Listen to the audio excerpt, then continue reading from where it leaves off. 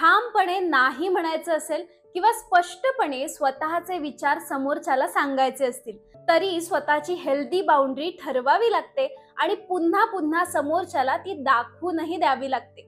तर हीच healthy boundary कशी आखायची आणि त्याचा स्वतः रिस्पेक्ट कसा करायचा हे आज आपण बघणार आहोत आजच्या आपल्या व्हिडिओमधून। नमस्कार, मी Chinmayi. Welcome and welcome back to Chinmayi Raj. आपल्यातले खूप जण अजूनही सबस्क्राइब करायला विसरतात, तर प्लीज मी विनंती करते चॅनलला लगेच सबस्क्राइब करा। अजून खूप वेगवेगळ्या गोष्टी आपण चॅनलवर घेऊन येणार आहोत, त्यासाठी मला तुमचं अजून प्रोत्साहन लागणार आहे।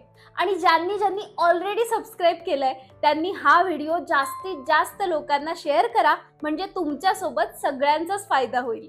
आणि हो, तुमचे जर काही सजेशन्स असतील तर मला ते कमेंट करून नक्की कळवा। मी ते वाचत असते आणि त्याचा रिप्लायही तुम्हाला देत असते। आपण हेल्दी बाउंड्री आखताना का, मी योग्य करतोय ना, कशी आखायची, खूप रूढ होईल का, असे असंख्य प्रश्न आपल्या मनामध्ये येत असतात। त्या प्रश्नांची उत्तरं आज सुटतील।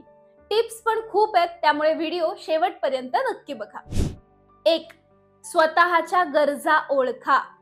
बाउंड्रीजसाठी सगळ्यात आधी आपल्याला स्वतःच्या गरजा ओळखायच्या आहेत। गेल्या आठवड्यात आपण पोरस, रिजिड आणि हेल्दी बाउंड्री बद्दल शिकलो आहोतच। त्यापैकी आज हेल्दी बाउंड्री आपल्याला सेट करायची आहे। म्हणूनच या स्वतःच्या गरजा, नीड्स समजून घ्याव्या लागतात।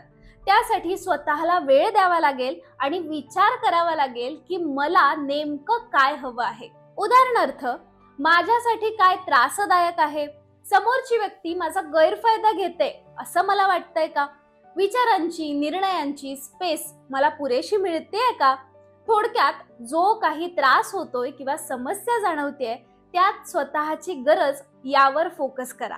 कारण स्पेशली जर तुम्ही पोरस बाउंड्रीचे असाल तर पुन्हा पुन्हा समोरच्याचा जास्त विचार करत राहाल। असं न करता स्वतःच्या गरजा ओळखायच्या आहेत। आणि हो, स्वतःच्या गरजांना प्रायोरिटी देण्यामध्ये काहीही स्वार्थ नाहीये। स्वतःच्या गरजा ओळखण्यासाठी अजून एक उदाहरण सांगते। तुमचं समजा वर्क फ्रॉम होम असेल आणि घरातले लोक सतत तुम्हाला कामामध्ये काही ना काही कारणाने डिस्टर्ब करत असतील, तर माझ्या कामाच्या वेळेत मला डिस्टर्बन्स नको आहे हे आधी स्वतःला स्पष्ट असलं पाहिजे। तरच आपण ते दुसऱ्यांपर्यंत उत्तम कम्युनिकेट करू शकतो। कम्युनिकेशनवर एक व्हिडिओ मी ऑलरेडी केलेला आहे, लिंक डिस्क्रिप्शन बॉक्समध्ये मिळून जाईल। 2. नाही म्हणायला शिका। नाही म्हणणं म्हणजे असभ्यता नाही बरं का, रूढ वागणं सुद्धा नाही। तो तुमचा स्वतःचा सन्मान आहे। योग्य पद्धतीने जेव्हा तुम्ही नाही म्हणता तेव्हा तुम्ही स्वतःच्या बाउंड्री सेट करता आणि त्या बाउंड्री म्हणजे स्वतः आखलेल्या सीमारेषेचा किंवा आपण त्याला म्हणू लक्ष्मण रेषा, तर या लक्ष्मण रेषेचा आपण रिस्पेक्ट करतो। त्यामुळे तुम्ही शारीरिक, मानसिक, आर्थिक जी काही लक्ष्मण रेषा आखाल सर्व बाबतीत तुम्ही सुरक्षित राहता। उदाहरण बघूया। माझा एक मित्र आहे, त्याला कुणीही कधीही मला थोडे पैसे पाठवशील का असं विचारलं की नाहीच म्हणता येत नाही। एवढंच कशाला, स्वतःकडे नसतील तर तो त्याचं क्रेडिट कार्ड वापरून लोकांना पैसे देतो आणि मग जेव्हा त्याला स्वतःला गरज असते तेव्हा मात्र त्याला स्वतःचेच पैसे इतरांकडे मागत फिरावं लागतं। मग होतो खरा मनस्ताप आणि काही वेळा अशामुळे चांगली नाती सुद्धा दुरावतात। थोडक्यात काय, योग्य ठिकाणी बाउंड्री न ठेवल्यामुळे नाही म्हणता आलं नाही तर अकारण त्रास सहन करावा लागतो। त्याऐवजी स्वतःची होकार देण्याची आणि योग्य ठिकाणी नाही म्हणण्याची बाउंड्री सेट करा। कसं? उदाहरण सांगते। मला आवडलं असतं तुला मदत करायला आणि तुला आठवत असेल मी यापूर्वी केलेलीही आहे, पण आता मला खरंच शक्य नाहीये। आय होप तुला दुसरीकडून मदत मिळेल। इथे चक्क थांबायचं, कारण इथे आपण आपली सीमारेषा, लक्ष्मण रेषा आखली। आता समोरच्याने प्रयत्न केला तरीही आपण ती रेषा स्वतः मोडायची नाही। तेवढी पॉवर मात्र आपण आपल्याच हातात ठेवायची। तुम्हाला शक्य नसताना अगं इथे येतेस का, तिथे जातेस का असं विचारत असेल तर पुन्हा योग्य शब्दात आणि स्पष्ट नकार, सॉरी मी आज येऊ शकणार नाही, किंवा माझ्यासाठी ही वेळ, स्थळ, व्यक्ती योग्य नाही असं म्हणायचं। लक्षात ठेवा, जोपर्यंत अशी स्पष्ट रेष आपण आखणार नाही तोपर्यंत समोरच्यालाही त्याचं भान येणारच नाही. आणि काही जणांना काही वेळा असं एकदा सांगूनही कळत नाही. मग काय करायचं सांगते. त्यासाठी माझा एक रूल आहे. 3 वेळा स्पष्ट शब्दात सांगायचं आणि मग थांबायचं. 3दा सांगून एखाद्या व्यक्तीला तुमचा नकार समजत नसेल याचा अर्थ आता आपल्याला हे समजायला हवं की त्या व्यक्तीला तो नकार समजून घ्यायचा नाहीये. इथे मात्र रिजिड बाउंड्रीची मदत आपल्याला घ्यावी लागते. म्हणजेच एक्स्ट्रीम सिच्युएशन मध्ये रिजिड आणि काही वेळा पोरस बाउंड्री सुद्धा उपयोगीच येतात. तुम्ही याचा वापर करायला सुरुवात केली की कधी कोणती बाउंड्री वापरायची हे सुद्धा समजायला लागेल. 3.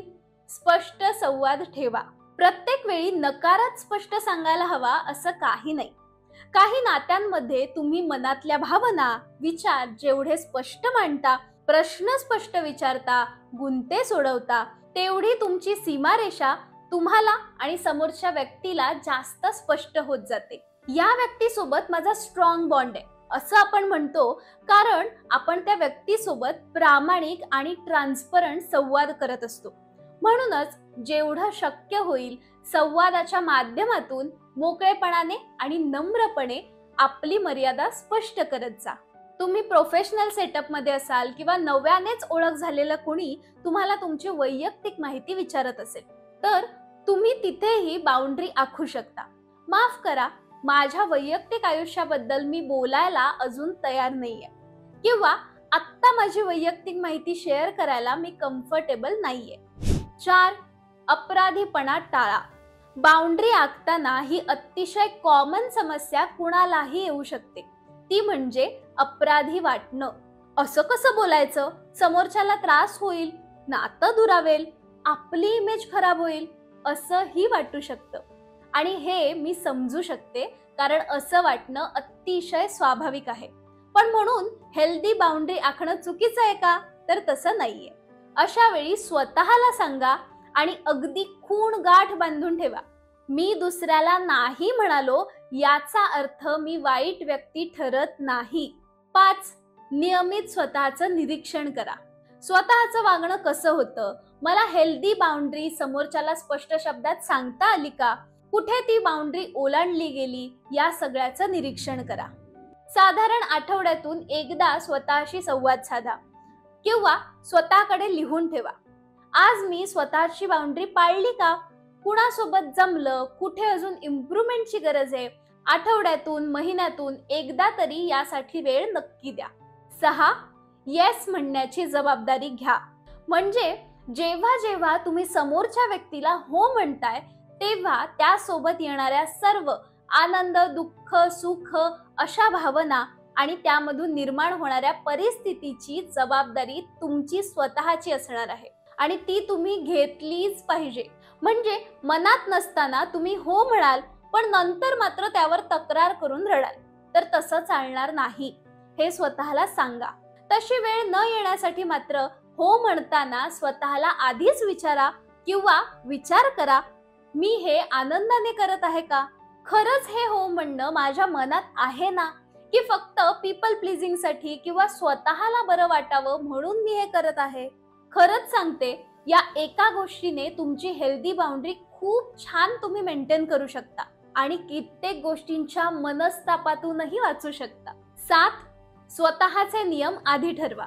तुम्ही आयुष्यात कधीच अशी हेल्दी बाउंड्री आतापर्यंत आखली नसाल तर आज एक काम करा. जो पहिला मुद्दा सांगितला होता, गरजा, तो लक्षात घेऊन स्वतःचे काय काय नियम बनवू शकतात याची आज एक लिस्ट लिहून काढा. फॉर एक्झाम्पल, मी ऑफिस मधून आल्यावर 1 तास मला माझ्यासाठी हवा. कितीही आग्रह झाला तरी मी गोड खाणार नाही. इतरांना आर्थिक मदत करायची असेल तर अमुक अमुक रक्कम ही लिमिट असणार आहे. असे नियम आधीपासून ठरवले आणि लिहून ठेवले तर दुसऱ्याला सांगणं जास्त सोपं जातं. 8.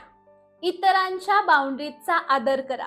जशा आपल्या बाउंड्रीज आहेत तशाच इतरांच्याही असणार. दिसणार नाहीत, कदाचित ती व्यक्ती स्वतः जागरूकही नसेल. तुम्ही जितका आदर इतरांच्या बाउंड्रीजचा कराल तितकं तुमचं बाउंड्री सेटिंग सहज होईल, हे आधी लक्षात घ्या.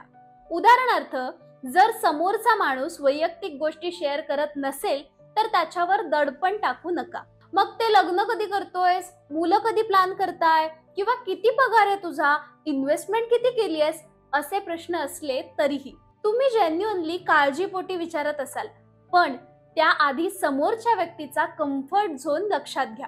तिला आधी विचारा, याबद्दल मी तुझ्याशी बोलू का, चालणार आहे का.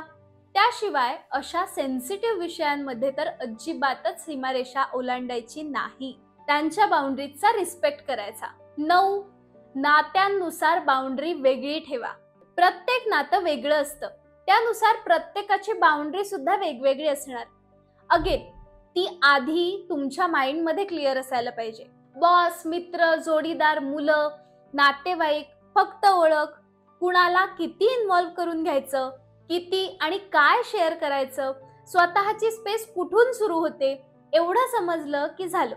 कारण वन साइज रूल सगळ्यांना लागू होत नाही. अगदी प्रत्येक नात्याची म्हणजे दोघांची इतर लोकांसोबत सुद्धा एक वेगळी बाउंड्री असते. उदाहरणार्थ, नवरा बायको असतील तर त्या दोघांनी एकमेकांसोबत ठरवायचं की आपल्या नात्यात कोण आणि किती इंटरफेअर करू शकतो. नात्यांच्या बाउंड्रीज बद्दल खरं तर आपण नंतर कधीतरी सेपरेटली बोलू.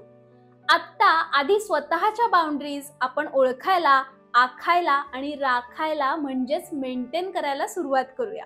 10. जिथे गरज आहे तिथे बाउंड्रीज पुन्हा आखा. 3 वेळा सांगूनही काही नात्यांमध्ये किंवा व्यक्तींमध्ये एक घाव 2 तुकडे असं करून चालत नाही असं म्हणण्यापेक्षा आपण ते करत नाही. अशा वेळी स्वतःच्या बाउंड्रीज सोबत कॉम्प्रोमाइज न करता पुन्हा सांगायचं, पुन्हा एकदा बाउंड्री इस्टॅब्लिश करायची. मी आधीही सांगितलं होतं ना, मी माझ्या खासगी आयुष्याबद्दल बोलत नाही. त्याने समजा त्या व्यक्तीमध्ये काही फरक पडला नाही तरी तुम्ही मात्र स्वतःच्या बाउंड्रीजचा सन्मान केलेला असतो, म्हणजेच तो तुमचा स्वतःचा सन्मान असतो. जाता जाता एक बोनस टिप सांगते. बाउंड्रीजसाठी एक अफर्मेशन वापरा. माझ्या भावनांना, गरजांना आणि सीमांना सन्मान देणं हा माझा हक्क आहे. जेव्हा जेव्हा तुम्ही कोणत्याही कारणामुळे समोरच्याला बाउंड्रीजना ओलांडायची परवानगी देणार असाल तेव्हा तेव्हा हे अफर्मेशन तुम्हाला नक्की मदत करेल. हवं तर फोनच्या स्क्रीनवरती ते लिहून ठेवा. आता मला खात्री आहे तुम्ही बाउंड्री सेट कराल आणि त्याचा रिस्पेक्टही कराल. संपूर्ण व्हिडिओ बघितल्याबद्दल थँक्यू आणि भेटू पुढच्या शुक्रवारी. तोपर्यंत स्वतःची आणि तुमच्या बाउंड्रीजची काळजी घ्या. धन्यवाद.